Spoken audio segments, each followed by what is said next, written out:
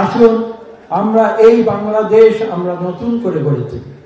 আমরা জানি নতুন প্রজন্ম আমাদের সামনে রয়েছে, তারা থাকবে।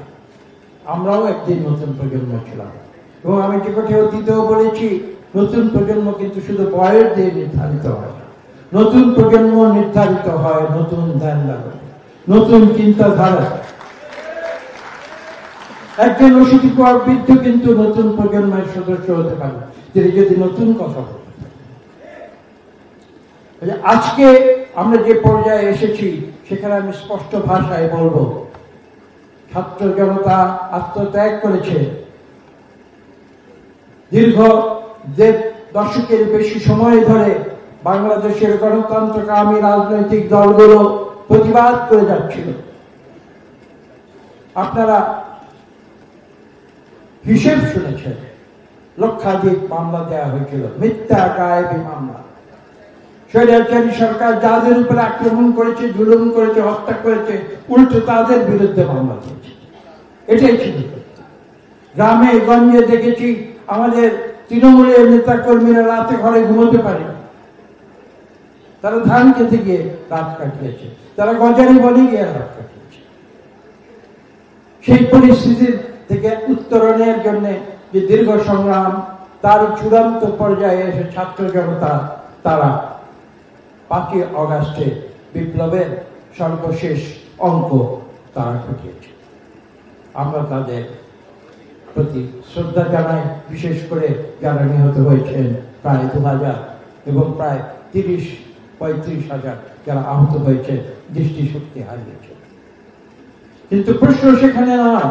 প্রশ্ন আমি যেটা বলেছি, এই যে মানব ইতিহাসের যে ধারাবাহিকতা, এই যে মানুষের প্রতিবাদের ইতিহাস, এই যে বাংলাদেশ যে ভূখণ্ড, সেই ভূখণ্ডের মানুষের এই যে স্বাধীনতার প্রতি তাদের যে আকর্ষণ, গণতন্ত্রের প্রতি তাদের যে আকর্ষণ, ভোটের প্রতি তাদের যে আকর্ষণ, সুশাসনের প্রতি তাদের যে আকর্ষণ, মানবাধিকার প্রতিষ্ঠার প্রতি তাদের যে আকর্ষণ, সেটা কিন্তু যুগ যুগ ধরে আমরা দেখেছি।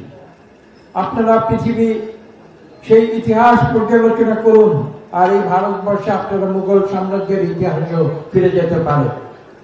সেখানে দেখবেন বাংলা সুবাকে দিল্লির পরাক্রমশালী সম্রাটেরা, মুঘল সম্রাটেরও কখনো পদান্বিত করতে পারেনি। কেননা এই স্বাধীনতাকামী বাংলাদেশের মানুষ বারবার প্রতিবাদ করেছে। কাজে সেই ধারাবাহিকতায় আজকে 2025 সালের 21শে ফেব্রুয়ারিতে এসে আমি আপনাদের একটি কথাই বলবো, যে বাংলাদেশের মানুষ কিন্তু সচেতন। তারা আমাদের পর্যবেক্ষণ করছে, পর্যালোচনা করছে। তারা একদিন ভালোবেসে আমাদের গলায় যেমন ফুলের মালা দেয়, ঠিক তার পরদিনই তারা অ্যান্টি এস্টাবলিশমেন্ট হয়ে আমরা যখন যদি কোনো কারণে আমরা দেশ পরিচালনার দায়িত্বে যাই, এই একই জনতা কিন্তু আমাদের জবাবদিহি করতে বাধ্য। এই কথাগুলো আমাদের মনে রাখতে হবে। আজকে এই বাংলাদেশের মানুষ ভালোবেসে যাদেরকে একটি অন্তর্বর্তীকালীন সরকারের কাছে হস্তান্তর করেছে এই দেশ পরিচালনার দায়িত্ব, তারা কিন্তু পাশাপাশি আরো একটি দাবি করেছে, সেটি হচ্ছে এই যে আমাদের দেশে গণতন্ত্র ফিরিয়ে আনতে হবে, স্বৈরাচার থেকে আমাদের সমাজকে রূপান্তরিত করতে হবে একটি গণতান্ত্রিক সমাজ ব্যবস্থা। এবং এই দায়িত্ব এই অন্তর্বর্তীকালীন সরকার কতটা সঠিকভাবে পালন করছে কি করছে না, এটা কিন্তু বাংলাদেশের মানুষের রাডারে রয়েছে। এটা অস্বীকার করা যাবে না, কেননা বাংলাদেশের মানুষের রক্তে রয়েছে। তারা কখনো এস্টাবলিশমেন্টকে মেনে নেয় না। আজকে যাকে ভালোবাসে, আমি একটু আগে বলেছি, তারা যখন ক্ষমতা যায়, এই একই জনতা কিন্তু তাদের জবাবদিহিতার জন্য আবার প্রতিবাদ করে ফুঁসে ওঠে।